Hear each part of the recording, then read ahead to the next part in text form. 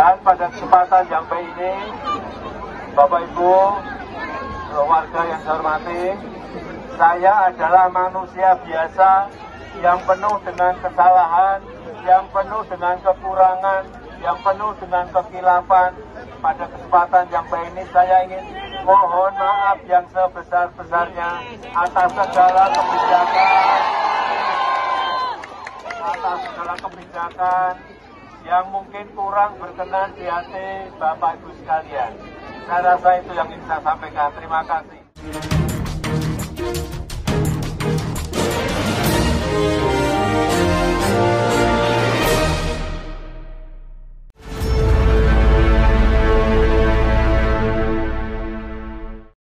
Halo, apa kabar? Kembali berjumpa dengan saya, Hersman Munarif dan Bung Rocky Gerung. Ya, Bung Rocky ini dalam kunjungan ke NTT itu Pak Jokowi kembali minta maaf. Dan media ini mencatat ini setidaknya sudah 8 kali Pak Jokowi minta maaf. Apa sebenarnya pesan yang tersirat dari permintaan maaf Jokowi yang berkali-kali itu? Sementara di berbagai daerah sekarang ini memang muncul penolakan terhadap kehadiran Jokowi. Sekarang ini ketika di NTT ini karena dia sampai besok di NTT juga kelompok pro demokrasi sana menolak. Sebenarnya besok itu Pak Jokowi akan melakukan kunjungan ke Maluku dan itu sejak kemarin itu sudah aksi-aksi unjuk rasa menolak kehadiran Jokowi itu berlangsung di Maluku, di Ambon tempatnya. Dan kemudian ada kabar ini Jokowi membatalkan kunjungan ke Maluku. Ya, ada paradoks hari-hari ini. Pak Jokowi udah minta maaf berulang kali, tetapi buzzernya itu masih menjilat berkali-kali. Kan itu konyolnya tuh, dan pembelaan terhadap Jokowi itu masih aja tuh. Yang buzzer ini yang jadi masalah, karena bagi mereka, kalau konstruksi politik berubah, maka mereka itu nggak jelas itu menjadi puing apa-apa itu kan. Jadi buzzer-buzzer ini menggantungkan harapan, masih menggantungkan harapan pada Jokowi, seolah-olah Jokowi masih punya kuasa itu. Padahal dalam hitungan hari itu selesai semua. Nah, itu mungkin yang jadi semacam refleksi Pak Jokowi untuk mulai meminta maaf. Tapi orang akan ingat bahwa iya, dalam soal hari-hari ini, soal dinasti anak-anaknya itu jalan terus. Jadi apa yang hendak dimaafkan kalau perilaku politik beliau itu tetap di dalam upaya untuk mencari celah, menyelundupkan kepentingan dinasti, itu problemnya di situ kan. Jadi antara ucapan, keinginan dan perbuatan itu jauh sekali itu api dari panggang. Nah, kemungkinan ini yang membuat orang merasa bahwa Jokowi sedang memanipulasi keadaan, soalnya dengan minta maaf orang lupa proses Gibran dipaksakan jadi wakil presiden, proses Kaesang diduga kuat memperoleh gratifikasi. Kan ini soal yang di dalam permainan komunikasi politik orang sorotan kamera akan pindah pada gerak bibir Pak Jokowi, saya minta maaf. Iya, tetapi gerak otaknya tidak setara dengan gerak bibirnya. Jadi netizen tentu mulai mencurigai ada apa sebetulnya. Dan pada saat yang sama kita mulai melihat bahwa kondisi politik kita memang ada di dalam kecemasan atau paling nggak kegelisahan tuh. Karena tetap kita harus pikirkan di mana kita letakkan Pak Jokowi nanti itu. Tentu kita ingin supaya beliau dihormati, tetapi nggak tahu kita tidak punya semacam point of view untuk menerangkan di mana yang bisa kita anggap sebagai sudut paling mulia supaya kita hargai Pak Jokowi. Kelihatannya susah itu.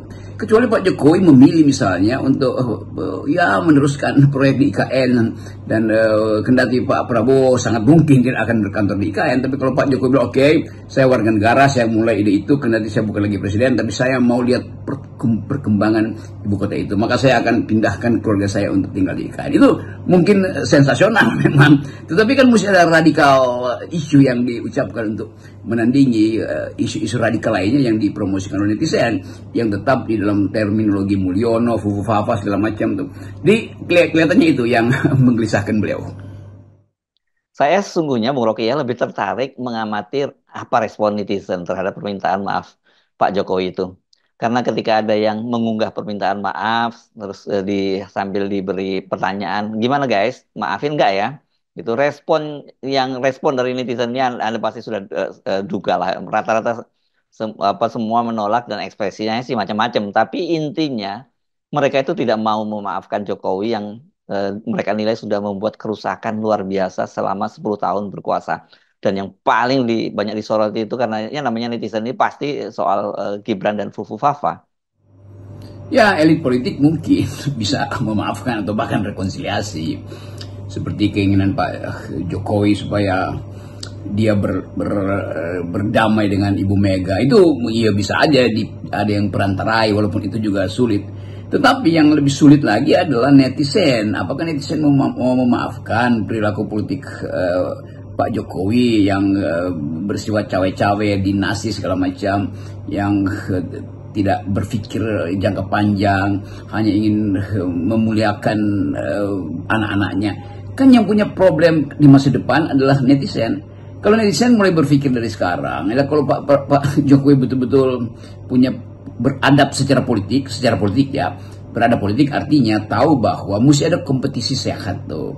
Maka mestinya Gibran tidak dipaksakan, atau Pak Jokowi bilang demi kompetisi sehat nanti di 2009 maka saya batalkan Gibran, saya tarik lagi itu. Masih mungkin, nggak mungkin aja, tetapi kelihatannya Pak Jokowi nggak mau melihat itu. Jadi bagi netizen, Pak Jokowi itu tetap dianggap berambisi untuk menutup kompetisi di 2029 dengan menjadikan Gibran calon wakil presiden hari ini. Itu artinya dia akan jadi presiden 2029. Kan itu yang dianggap tidak fair tuh buat anak-anak muda yang seumur Gibran, yang punya kapasitas berpikir yang brilian, yang mampu untuk melihat masa depan berdasarkan metodologi ilmu pengetahuan yang secara nyata membina karir politiknya. Banyak anak-anak muda yang ada di partai Demokrat, saya lihat banyak, Gerindra juga banyak anak muda, Golkar apalagi itu banyak anak muda tuh.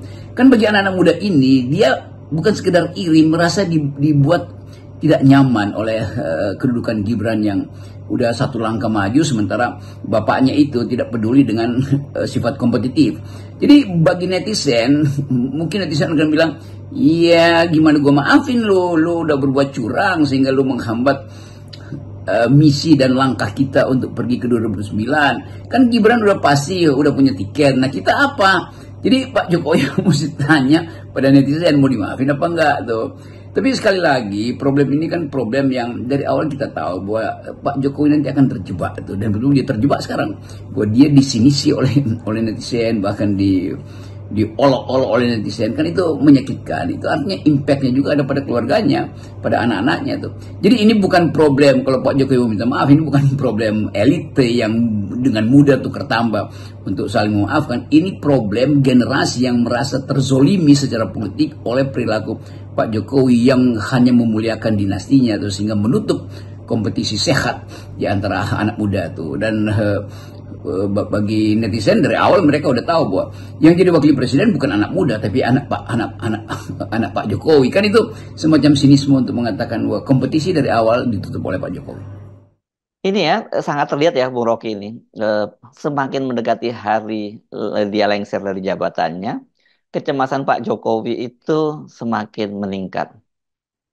Semakin mendekati hari hari berhentinya kekuasaan Pak Jokowi, semakin beliau cemas tuh. Padahal orang Indonesia dengan mudah menganggap ya udah yang terjadi udah terjadi. Tapi sekali lagi yang sudah terjadi itu harus diukurkan pada kemasukakalan peristiwa-peristiwa politik kemarin. Apakah masuk akal memaksakan anak-anaknya untuk masuk dalam politik tanpa melalui filter? Kan Gibran tidak selesai misalnya sekolah di PDIP, tiba-tiba udah dipaksa itu kan. Karena mestinya Gibran itu ditrain di PDIP supaya dikader di PDIP, bukan dikader oleh bapaknya sendiri melalui pamannya kan. Itu yang akan diingat terus. Jadi semua hal yang pernah kita bicarakan akhirnya muncul sebagai problem tuh. Kita dulu pernah ingatkan Pak Jokowi supaya hati-hati karena Anda itu begitu mengunggulkan Gibran, itu artinya Anda melecehkan hak-hak pemuda lain untuk berkompetisi itu hanya demi keinginan untuk melanjutkan kekuasaan. Gibran dipaksakan di situ. Ini menimbulkan bukan rasa sakit hati, rasa tidak adil di kalangan netizen. Ya mungkin elit politik bisa menganggap ya udahlah, biarkan aja toh nantinya selesai juga. Tetapi bagi netizen, persiapan kompetitif itu yang yang dianggap dicurangi. Gibran udah ada 100 meter di depan, sementara generasi baru yang seumur dia dan seusia dia yang punya kapasitas justru harus dari start awal, sehingga Gibran tinggal menyelesaikan 20%. Sementara yang muda-muda ini yang bahkan berada di Partai Putih harus ikuti satu lap lagi sebelum dia nyampe. Gibran udah angkat bendera victory lap itu kan. Jadi kita mau lihat bagaimana soal-soal semacam ini jadi pikiran netizen. Saya bicara dengan mereka dan mereka anggap bahwa ya tidak jujur lah. Masa kita berkompetisi di 2029 dengan seseorang yang tinggal 1 meter lagi udah masuk garis finish kan? Itu yang juga sebetulnya pelajaran baik untuk kita renungkan, terutama Pak Jokowi itu, bahwa Anda itu lakukan sesuatu yang tidak etis dan itu diingat oleh netizen. Jadi kalau mau minta maaf ya bikin pertemuan atau munas netizen untuk minta maaf pada netizen, munaslup netizen ya. Itu intinya tuh ya. Kalau lembaga survei ya tentu akan lakukan pencitraan lagi tuh. Selama masih ada uang mengalir ke lembaga survei, selama itu Pak Jokowi masih akan dicitrakan sebagai seseorang yang penuh dengan kesederhanaan, sangat humble, full heartedness, hidup dengan hati nurani. Tetapi bagi netizen itu omong kosong, itu bohong. Jadi lembaga survei ini juga bertanggung jawab mencitrakan Presiden Jokowi melampaui kapasitasnya. Itu perkara kita hari ini. Nah, kalau kita balik ke soal tadi permintaan maaf Pak Jokowi itu ya, apa sungguhnya sih yang ada di balik permintaan maaf Jokowi itu? Ini hanya sekedar basa-basi, formalitas, atau apa? Kalau saya mesti terangkan, kata maaf itu, forgiveness, itu betul-betul kata yang datang dari semacam pemberontakan psikologi itu. Kalau kita uraikan itu secara psikoanalisa, minta maaf itu artinya ada duel batin di dalam diri kita, lalu keluar kata maaf itu. Artinya mesti ada semacam pertobatan atau kegelisahan moral yang menyebabkan kata itu muncul tuh. Jadi kata maaf itu adalah kata yang sangat sakral, yang hanya mungkin keluar kalau seseorang betul-betul menghayati kesalahan dia itu. Tapi itu nggak mungkin kita lihat pada Pak Jokowi karena masih pamer-pamer terus, masih berupaya untuk pencitraan kan. Jadi ada yang palsu di situ tuh, dan itu yang memungkinkan kita melihat kok di ujung bahkan kekuasaannya udah lumpuh itu, kepalsuan itu masih ada, dan orang tetap akan hitung itu bahwa kemungkinan peristiwa crash landing itu bakal terjadi itu. Jadi bukan kita menakut-nakuti, karena kita bangsa yang mengerti apa artinya memberi maaf dan apa artinya minta maaf. Datang dari keteguhan moral seseorang untuk mengatakan saya bersalah dan saya banyak melakukan tindakan yang buruk, terutama saya membangun dinasti. Nah, kata maaf itu timbul kalau ada penyesalan, dan penyesalan itu berakibat. Apa akibatnya? Tarik semua keistimewaan yang pernah diberikan Pak Jokowi pada keluarganya, kan itu dasarnya kan. Jadi kalau itu tidak terjadi ya mungkin orang ya forgive but not forget gitu kira-kira kan. Ya dimaafin tapi kita tidak ingin lupakan itu. Itu juga udah maksimal tuh. Jadi hari-hari ini kita mulai membaca bagaimana kekuasaan itu merentang dari keangkuhan, tumbuh di dalam kemunafikan, lalu berakhir di dalam penyesalan kan. Itu siklusnya begitu kan. Semacam kalau saya pakai istilah sunatullah nanti dianggap seolah-olah saya berkhotbah pula. Itulah yang kita sebut sebagai